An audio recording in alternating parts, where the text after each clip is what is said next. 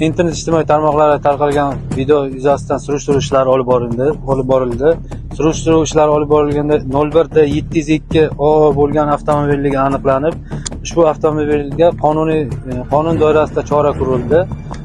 Avtomobil vaqtincha saqlash uchun jarima maydoniga qo'yildi. 10-dekabr kuni 2025-yil kuni o'sha payt olganmiz, kech payt. Qayerdan o'rgandingiz? Uydan olganmiz. Yo'q, qayerdan o'rgandingiz o'sha? Tog'am olgan. Ota-onam ruxsatisiz mengaman o'shiradi. Ota-ona ruxsatisiz menga qanday o'rgansiz? Mahallada yurgansiz haydab ko'raydi, aynan yurgan mahallada. Bizni ko'rib turgan, tarmoqda ko'rib turgan jamiki odamlardan iltimos qilaman. Bu ishlarda to'g'risi o'zim aybdorman, aybimni tan olaman. Bu yil bo'lmagan bo'lsa-da, eski yilda bo'lgan bo'lsa-da, bir marta bo'lgan bo'lsa-da, lekin bu ish noto'g'ri bo'lganini bilaman. Haqiqatdan ham shuni men bolalarimni o'sha paytida qaysidir kuni noyabrda yo bo'lmasam dekabr oylarida bir kunga nazoratsiz qoldirganim sababli shu bir marta moshani meni ruxsatimsiz, onasining ruxsatisiz kalitini o'g'irlab mahallamizda minib yurganligini bilib qoldim. Bizga shu ishlarni nima deydi? Bizga bu ishlarni ko'rsatib bergan ichki ishlar xodimlariga rahmat aytaman. Lekin bundan buyog'iga bunaqa chora-tadbirlarga juda qattiq turamiz. Bundan buyog'iga bu yigitlarni, bu o'g'illarni, farzandlarimni tarbiyasini o'zim qattiq olib, bundan buyog'iga hech qachon bunaqa ishlarga bularni hattoki uyimda tugul, mahallada moshina minishga ham yo'l qo'ymayman.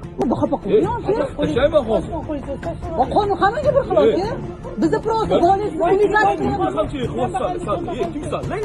Ikkinchi mart kuni soat 9da eshigim tagiga keldi. Eshigim tagiga chiqsam ikkita ayol kishi turibdi. Ayol kishi turibdi, chiqsam to'palan qilishni boshlashdi. Boshlagandan keyin men nimaga to'palan qilasizlar desam, ular masjidga chiqib, hammasi bolalar 8 ta 9 ta bolalar chiqib, o'g'lini telefonini singanini gapirishdi. Bo'lsa nimaga bir-biri bilan kelishib ketmadilaring? Nimaga ayollarni aralashtirasanlar dedim. Ularga qattiq deyim bolalarga. Uni ham bolasiga, o'zimni ham bolamga qattiq deyim.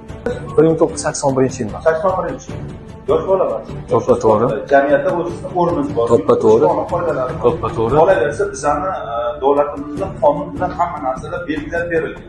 Lekin hali voyaga yetmagan, haydovchilik guvohnomasi olmagan farzandingizga nima sababdan avtomobilni boshqarishga berdi? Bu bilan bir qatorda boshqalarning hayoti va sog'ligiga o'zidan zarar yetkazib bir narsa, hayotiga xavf tug'dirishga. Nima uchun? Birovlarni va o'zini.